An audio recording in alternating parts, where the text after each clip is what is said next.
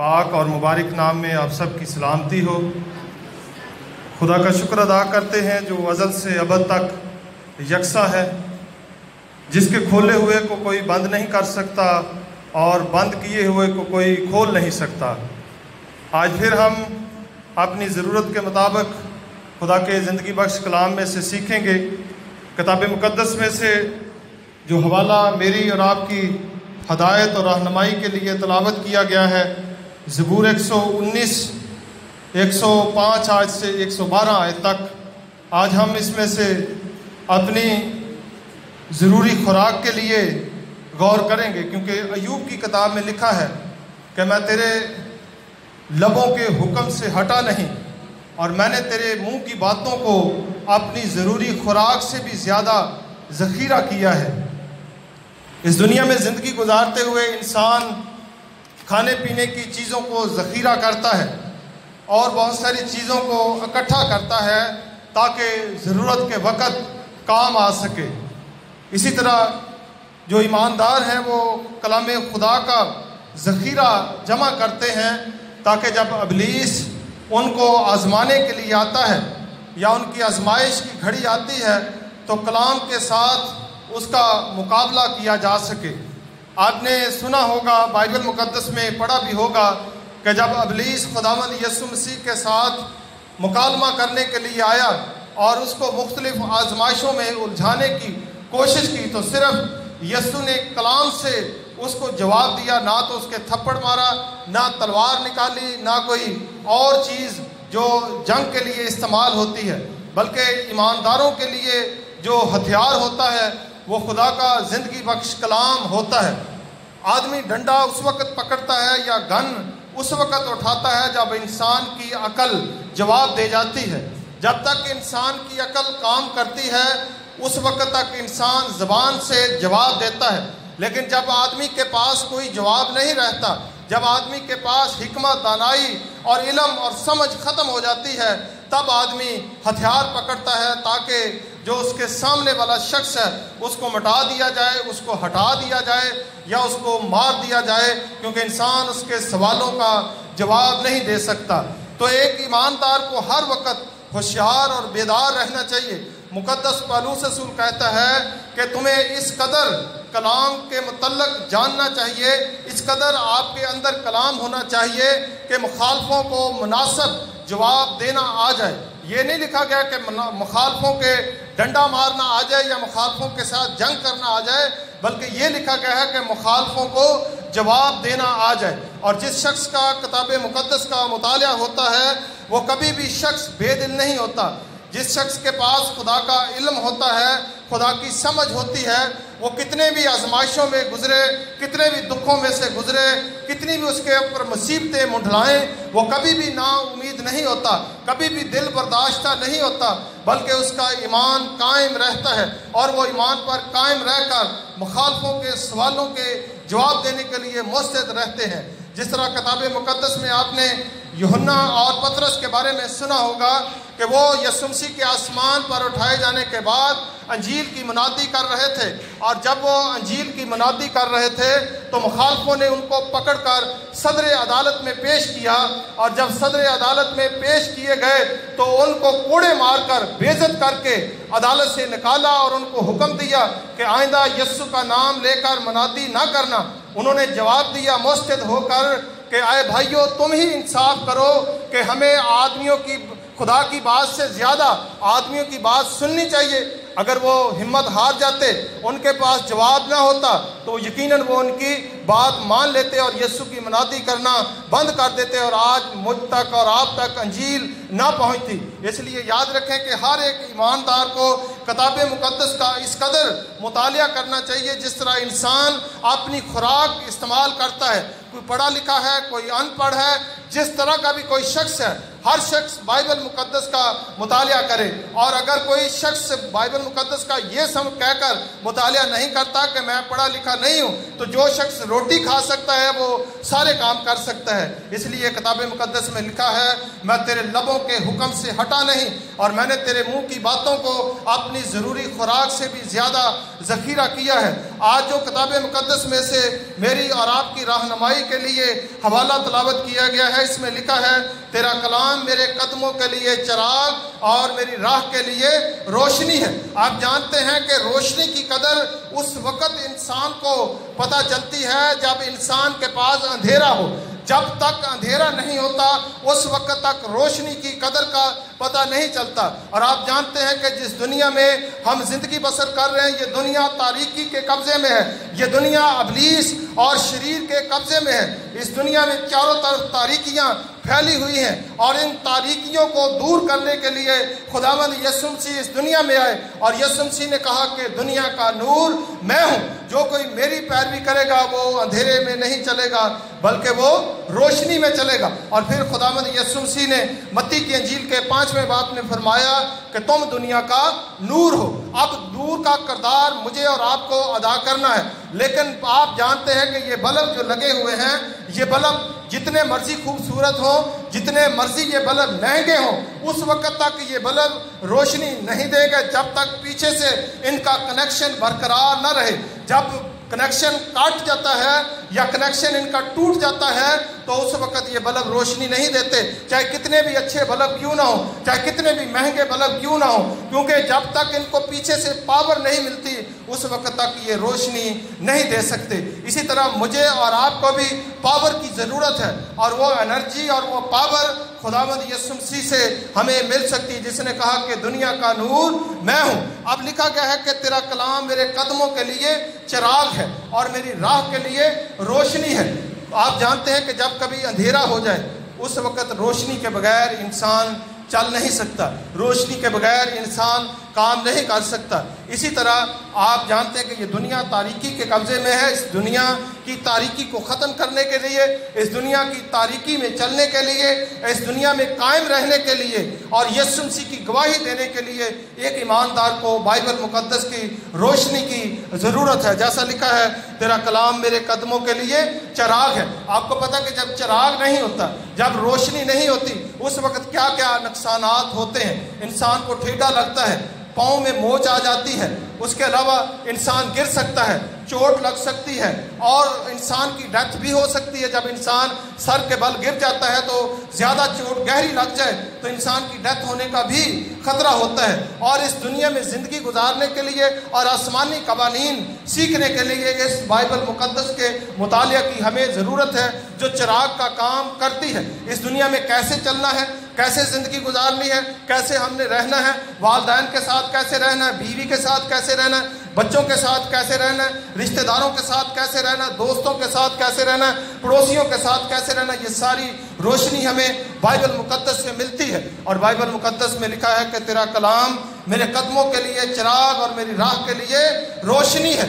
रोशनी को पकड़ेंगे तब रोशनी मिलेगी। ये नहीं कि रोशनी एक जगह पर पड़ी है तो कहें कि वहाँ से रोशनी जो है वो हमें मिलती रहेगी। और आप जानते हैं कि दिन के 24 घंटे होते हैं, 24 घंटे में 12 घंटे अंधेरे के होते हैं और 12 घंटे दिन के होते हैं। और इन 12 घंटों में अगर अंधेरे में हम काम करें या अंधेरे में चलें तो ज़रूर हमें कोई ना कोई चीज़ नुकसान दे सकती है। बिच्छू काट सकता है, सांप काट सकता है, लेकिन अगर हमारे पास रोशनी हो तो हमें पता चल जाएगा कि आगे से क्या चीज़ आ रही है या कौन हमें नुकसान पहुंचा रहा है या कौन हमारे ऊपर हमला कर रहा है। आप जानते हैं कि अक्सर गलियों और बाज़ारों में रोशनियाँ इसलिए की जाती हैं ताकि रात के अंधेरे में जब यहाँ से गुजरें तो किसी को नुकसान ना पहुँचे। अगर कुछ चोर आए तो वो नज़र आ जाए ताकि मुखालफ हमें कोई नुकसान ना पहुँचाने पाए। और बाइबल मुक़द्दस की जो रोशनी है ये तारीकी की कुव्वतों के बारे में हमें इल्म फराहम करती है। तारीकी की कुव्वतों के साथ हमने कैसे डील करना है, तरीकी के कुव्वतों के साथ हमने कैसे बातचीत करनी है, और जब कोई हमारे ऊपर आजमाइश आती है तो कैसे कलाम मुक़द्दस के मुताबिक मुस्तैद होकर उसको जवाब देना है। इसलिए बाइबल मुक़द्दस को एक तालिब इल्म की हैसियत से मुतालिया करने की ज़रूरत है। यशूआ की किताब में बयान किया गया है कि शरीयत की ये किताब तेरे मुंह से ना हटे बल्कि तुझे दिन और रात इसी का ध्यान रहे, ताकि जहाँ कहीं तू जाए तुझे खूब कामयाबी हासिल हो। जब तक दिन और रात इस किताब पर हम ध्यान नहीं करेंगे उस वक्त तक हम कामयाब नहीं हो सकते। 12 घंटे दिन के होते हैं और 12 घंटे रात के होते हैं। इसी तरह इस दुनिया में तारीकी की कुव्वतें भी हैं और नेकी की कुव्वतें भी हैं, ईमानदार लोग भी हैं और बेईमान लोग भी हैं। और अगर ईमानदारों का मुतालिया इतना ज़्यादा ना हो तो वो ज़रूर गुमराह हो सकते हैं। जैसे ऐसे ही एक बिल्कुल कमज़ोर और नातवा आदमी हो जिसने महीना भर खाना ना खाया हो और एक पहलवान हो, ताकतवर आदमी हो, उसके साथ कुश्ती अगर करवाई जाए या उसका दंगल उसके साथ करवाया जाए तो कौन शिकस्त खाएगा? वही शख्स जिसने महीने भर से खाना नहीं खाया। और जो कमज़ोर शख्स है वो ज़रूर शिकस्त खा जाएगा और दूसरा शख्स जो है वो जीत जाएगा। इसी तरह किताब मुक़द्दस का मुतालिया हमारी समझ बूझ को बढ़ाता है, किताब मुक़द्दस का मुतालिया हमारे इल्म को बढ़ाता है, किताब मुक़द्दस का मुतालिया हमारी समझ को बढ़ाता है, किताब मुक़द्दस का मुतालिया हमें समझ फराहम करता है ताकि तारीकी की कुव्वतों के साथ हमने कैसे डीलिंग करनी है। इसलिए याद रखें कि एक शख्स को, एक ईमानदार शख्स को एक तालिब इल्म की हैसियत से किताब मुक़द्दस का मुतालिया करना है ताकि वो बाइबल मुक़द्दस की रोशनी को हासिल कर सके। उसके बाद अगली आयत में लिखा है कि मैंने कसम खाई है और इस पर कायम हूँ कि तेरी सदाकत के अहकाम पर अमल करूँगा। आप जानते हैं कि इस दुनिया में बहुत सारे ऐसे लोग हैं जिन्होंने कसम खाई है कि हम बदला ज़रूर अपना लेंगे। बहुत सारे ऐसे लोग हैं जिन्होंने कसम खाई है कि मैंने फलां शख्स ने मेरा नुकसान किया है, जब तक मैं इसका नुकसान नहीं करूंगा मैं उस वक्त तक चैन से नहीं बैठूंगा।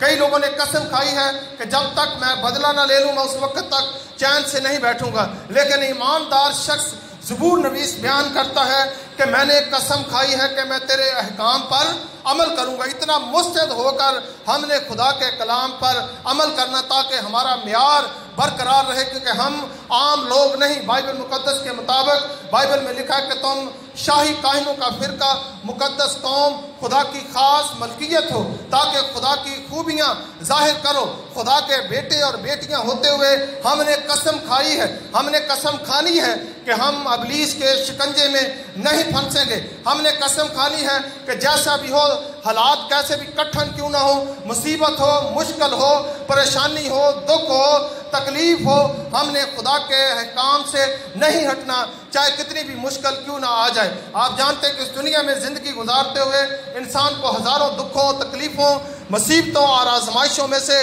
गुजरना पड़ता है। ज़बूर नवीस अपनी दिल की कैफियत बयान करता है जब उसने ज़िंदगी में एक दफ़ा खुदा के हुक्म को तोड़ा और उसके दिल में ये एहसास हुआ कि मैंने गलत किया है, तो 150 ज़बूर उसने रो रो कर और चिल्ला चिल्ला कर खुदा को मनाने के लिए लिखे। और इसीलिए वो कहता कि खुदावंद अब मैंने कसम खाई है कि तेरे अहकाम पर अमल करूँगा। कितनी सख्त बात है कि एक बंदा कसम खाता है कि मैंने खुदा के हुक्मों पर अमल करना है। बाज़ लोग कसम खाते हैं कि खुदावंद मैंने कसम खाई है कि मैंने अपने घर की सारी ज़रूरतों को पूरा करना है, मैंने कसम खाई है कि मैंने तालीम हासिल करनी है, मैंने कसम खाई है कि मैंने किसी शख्स की मदद करनी है। लेकिन एक ईमानदार जब कसम खाता है तो वो इस बात की खाता है कि खुदावंद मैं तेरे हुक्मों पर अमल करूँगा। खुदा हमें भी ऐसी तौफीक बख्शे कि हमारी ज़बान से ऐसे बातें निकले। और लिखा है कि मैं बड़ी मुसीबत में हूँ। जब इंसान मुसीबत में होता है तो खुदा के हुक्म को भूल जाता है। अक्सर इंसान से खुदा के कलाम की उस वक़्त नाफरमानी होती है जब इंसान मुसीबत में होता है, जब मुश्किल में होता है, जब परेशानी में होता है, बीमारी की हालत में होता है। खुदा का हुक्म टूट जाता है। चारों तरफ दुश्मनों ने घेरा हुआ है, आजमाइशें हैं, पीछे पुलिस लगी हुई है, आगे मुखालफ और दुश्मन है। जैसे कहते हैं कि आगे दीवार और पीछे आग, इस तरह की हालत हो, फिर भी खुदा के हुक्म पर अमल करने वाला शख्स जो है वो ईमानदार कहलाता है। ईमानदारों की जान हथेली पर रहती है, वो कभी भी मौत से नहीं डरते।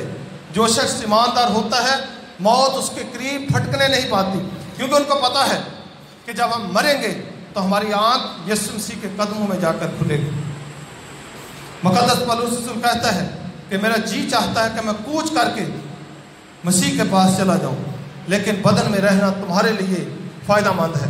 रोमियो के ख़त में बयान करता है कि कौन हमको मसीह की मोहब्बत से जुदा करेगा? क्या तंगी, मुसीबत, काल, भूख, नंगापन, तलवार, वबा, मौत, बल्कि ज़िंदगी भी कहता है कि मुझको मसीह की मोहब्बत से जुदा नहीं कर सकती। यानी एक तरफ मौत है और एक तरफ ज़िंदगी है। और एक तरफ मौत है।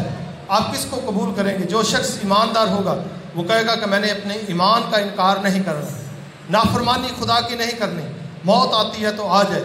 ईमानदार लोग कहते हैं कि बेईमानी की हालत में ज़िंदा रहने से बेहतर है कि आदमी ईमान की हालत में मर जाए। इसीलिए ज़बूर नवीस कहता है कि मैंने कसम खाई है कि तेरी सदाकत के अहकाम पर अमल करूँगा, मैं बड़ी मुसीबत में हूँ। जब आप पतरस के ख़त को पढ़ते हैं, अगर आप मेरे साथ किताब मुक़द्दस में से पतरस का ख़त निकालें, पहला पतरस उसका 4 बाब, लिखा कि आए प्यारो, पहला पतरस 4 बाब और उसकी 12वीं आयत से, आए प्यारो जो मुसीबत की आग तुम्हारी आजमाइश के लिए तुम में भड़की है, ये समझकर उससे ताज्जुब न करो कि ये एक अनोखी बात हम पर वाक़ हुई है, बल्कि मसीह के दुखों में जूं जूं शरीक हो खुशी करो। मसीह के दुखों में जब जब इंसान शरीक हो तो उसे क्या करना चाहिए? खुशी मनाना चाहिए, ताकि उसके जलाल के ज़हूर के वक्त भी नहायत खुश व खुरम हो।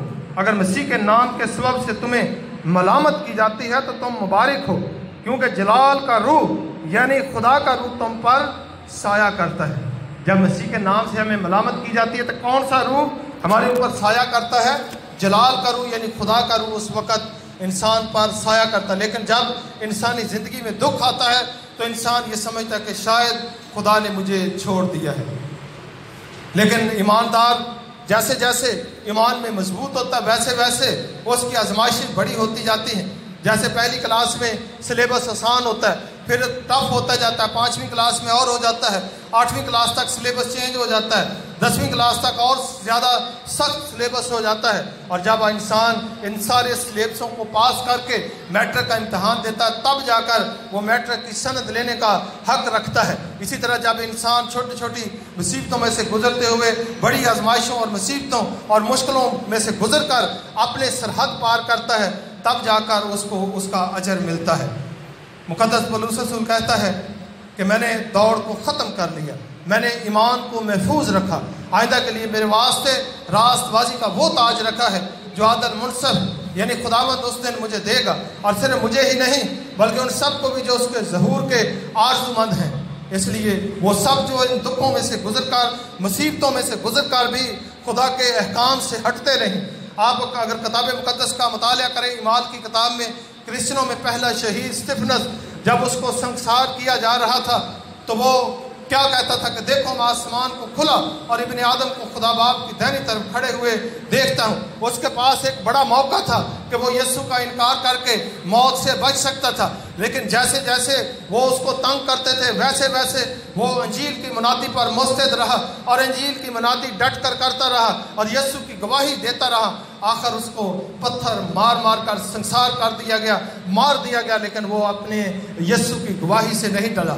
वो समझ सकता था, वो ये कह सकता था कि चंद लम्हों के लिए, जान बचाने के लिए, थोड़ी देर के लिए यीशु का इनकार किया जा सकता है, लेकिन उसने थोड़ी देर के लिए भी यीशु का इनकार करना मुनासिब नहीं समझा। आप अगर हिस्ट्री पढ़कर देखें, जितने ईमानदार हैं वो सब शहीद किए गए, कत्ल किए गए, किसी के पेट में खंजर मारा गया, किसी की गर्दन उतार दी गई, किसी के टुकड़े टुकड़े कर दिए गए, किसी को कत्ल कर दिया गया, उल्टा सलीब पर लटकाया गया, लेकिन सब अपने ईमान पर कायम रहे। अगर आप मेरे साथ एक हवाला देखिए, अबरानियों का खत, किताब मुक़द्दस में से अबरानियों का खत, उसका 11वां बाब और उसकी 34वीं आयत बल्कि 33वीं आयत से मैं पढ़ूंगा। उन्होंने ईमान ही के सबब से सल्तनतों को मगलूब किया, रास्तबाजी के काम किए, वादा की हुई चीज़ों को हासिल किया, शेरों के मुंह बंद किए, आग की तेज़ी को बचाया, तलवार की धार से बच निकले, कमज़ोरी में जोर आवर हुए, लड़ाई में बहादुर बने, गैरों की फ़ौजों को भगा दिया, औरतों ने अपने मर्दों को फिर जिंदा पाया, बाज मार खाते खाते मर गए मगर रिहाई मंजूर न की ताकि उनको बेहतर क़यामत नसीब हो। बाज मार खाते खाते मर गए लेकिन उन्होंने रिहाई मंजूर ना की बल्कि खुदा के कलाम पर कायम रहे। जिस तरह मैंने बताया कि ज़बूर नवीस क्या बयान करता है कि मैंने कसम खाई है कि मैं तेरे सदाकत के अहकाम से हटूंगा नहीं बल्कि उन पर अमल करूंगा। लिखा है, बाज ठट्ठों में उड़ाए जाने और बाज कोड़े खाने, बाज जंजीरों में बांधे जाने और कैद में पड़ने से आजमाए गए, संसार किए गए, आरे से चीरे गए, आजमाइश में पड़े, तलवारों से मारे गए, भेड़ों और बकरियों की खाल ओढ़े हुए, मोहताजी में, मुसीबत में, बदसलूकी की हालत में मारे मारे फिरे। दुनिया उनके लायक न थी। वो जंगलों और पहाड़ों और गारों और ज़मीन के गढ़ों में आवारा फिरा किए। और अगरचे इन सब के हक़ में ईमान के सबब से अच्छी गवाही दी गई, तो भी उन्होंने वादा की हुई चीज़ें ना देखीं, इसलिए कि खुदा ने पेशबीनी करके हमारे लिए कोई बेहतरीन चीज़ तजवीज़ की थी, ताकि वो हमारे बगैर कामल ना किए जाए। ये ईमानदारों की हिस्ट्री है कि वो तलवारों से कत्ल किए गए, आरे से चीरे गए, संसार किए गए, मारे गए, लेकिन उन्होंने अपने ईमान का इनकार न किया। जैसे ज़बूर नवीस कहता कि मैंने कसम खाई है कि मैं तेरे अहकाम से हटूंगा नहीं, बल्कि उन पर कायम रहूंगा। आपने सुना होगा यसाया नबी को आरे से चीरा गया, यूहन्ना बपतिस्मा देने वाले को तलवार से उसका सर कलम कर दिया गया, इसी तरह मुकद्दस याकूब को तलवार से कत्ल कर दिया गया। इन सबको किस लिए कत्ल किया गया? कि ये खुदा के अहकाम पर कायम रहे। इन्होंने कसम खाई थी कि हम खुदा के अहकाम पर अमल करेंगे। हमारी ज़िंदगी में थोड़ी सी मुश्किल आए तो हमें किसी और जगह से आराम मिले तो ज़रूर हम दूसरी तरफ से आराम ले लेते हैं, लेकिन वो आराम आर्जी होता है, वो सुकून आर्जी होता है, वो चैन आर्जी होता है, लेकिन हमेशा का सुकून यीशु मसीह के पास है। यीशु मसीह ने कहा कि मैं तुम्हें इत्मीनान देता हूँ, उस तरह देता हूँ जिस तरह दुनिया देती है उस तरह नहीं, बल्कि मैं तुम्हें अपना इत्मीनान देता हूँ। एक ईमानदार जब खुदा के हुक्मों पर अमल करता है तब उसकी ज़िंदगी में इत्मीनान होता है। धन दौलत में इत्मीनान नहीं, कोठियों बंगलों और कारों में इत्मीनान नहीं, इत्मीनान खुदा की याद में है, इत्मीनान खुदा के हुक्मों पर अमल करने में है, इत्मीनान यीशु मसीह के कदमों में है। इसलिए यीशु मसीह के कदमों में आने और उसके हुक्मों पर कायम रहने। ये नहीं मतलब कि हुक्मों पर अमल करने से हम बच जाएंगे। हुक्मों पर अमल करने का मतलब ये कि हम ईमानदार हैं, हम निजात याफ्ता हैं, हम यीशु के खून खरीदे हुए लोग हैं, हम कलीसिया का हिस्सा हैं, हम खुदा के बेटे और बेटियां हैं, हम मसीह का बदन हैं। मसीह का बदन होते हुए हमें ये साबित करना है कि हम वाकई खुदा के फर्जंद हैं, ताकि लोगों को पता चले कि खुदा के फर्जंदों का किरदार कैसा होता है। हमारे बच्चे जब बाहर निकलते हैं, माएँ अक्सर बच्चे को अच्छे तरीके से नहला धुला कर, पाउडर लगाकर, साफ सुथरे अच्छे कपड़े पहनाकर घर से बाहर निकालती हैं, ताकि उनकी तारीफ हो कि ये किसी अच्छी माँ का बेटा है।